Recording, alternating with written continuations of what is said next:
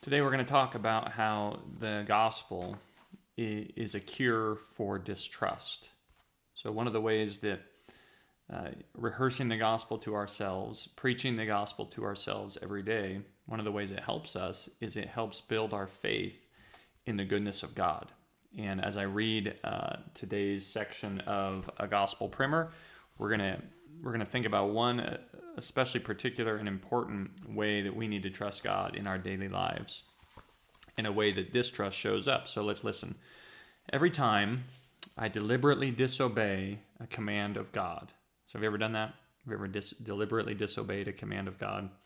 Every time I deliberately disobey a command of God, it is because I am in that moment doubtful as to God's true intentions in giving me that command. Does he really have my best interests at heart, or is he withholding something from me that I would be better off having? All right, and so Milton Vincent's making the claim that every time we deliberately disobey a command of God, we are doubting God's goodness. We're wondering, we're doubting that God has our best interests at heart. And maybe we don't consciously do that, but we are somewhere inside of us believing that disobeying God is going to make us happier than obeying God. And this is really the original temptation, right? In Genesis chapter 3, when God said to Adam and Eve, don't eat from the fruit of the tree. And God told them, because in the day you eat it, you'll surely die. And so God's saying, it's not good for you. It won't go well for you if you disobey this command. And the serpent, Satan, comes to Eve and says, God knows that in the day you eat from it, your eyes will be opened and you will be like God, knowing good and evil. All right, so Satan says, God's holding out on you. God's trying to keep you down. God's trying to keep something good from you. And so that's why he's told you not to eat from the tree. That's why he's given you this command. It's because God doesn't want you to be happy. And if you go outside of God's direction, then you'll be happier, right? Does that sound familiar? I'm not with the fruit, probably, but with other ways we disobey God. We think our way will make us happy. Then it says, when the woman saw that the tree was good for food, and that it was a delight to the eyes, and that the tree was desirable to make one wise, she took from its fruit and ate. So she believes the lie that disobeying God is going to bring a lot more benefits into her life than obeying God. Milton Vincent goes on, such questions, whether consciously asked or not, lie underneath every act of disobedience. However, so how do we fight against that? Especially when it's unconscious. However, the gospel changes my view of God's commandments, in that it helps me to see the heart of the person from whom those commandments come. When I begin my train of thought with the gospel, that's God so loved the world that he gave his only son, so that whoever believes in him will not perish but have everlasting life. When I begin my train of thought with the gospel, I realize that if God loved me enough to sacrifice his son and his son's life for me, then he must be guided by that same love when he speaks his commandments to me. Okay? Viewing God's commands and prohibitions in this light, I can see them for what they really are, friendly signposts from a heavenly Father who is seeking to love me through each directive, so that I might experience his very fullness forever.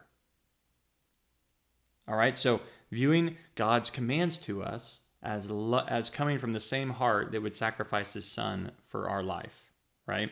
Listen to Deuteronomy chapter 5, verse 29. Oh, that they had such a heart in them, that they would keep all my commandments always, God says, so that it may be well with them and with their sons forever. God says, oh, I wish, oh, that they would have a heart that would obey all of my commands. Why? So that it would go well for them. God gives us his commands for the same reason he gives us his son, for our good, and because he loves us. When controlling my thoughts as described above, the gospel cures me of my suspicion of God, thereby disposing me to walk more trustingly on the path of obedience to his commands.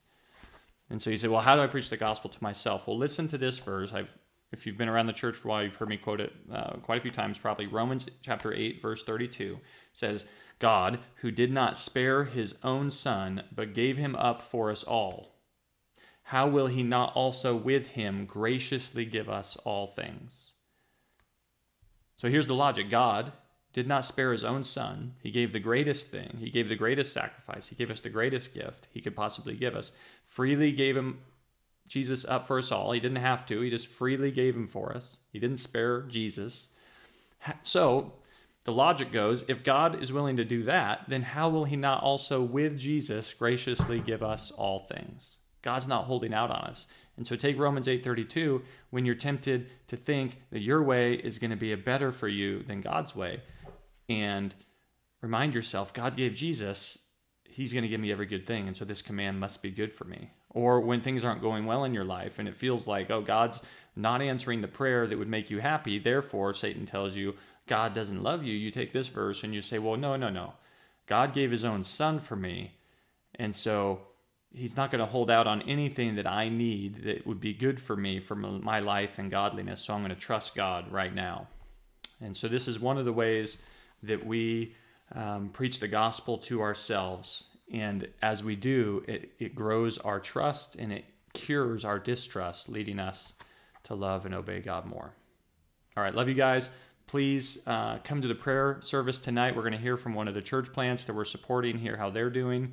And we're going to continue to pray that God would use us to spread the good news of Jesus.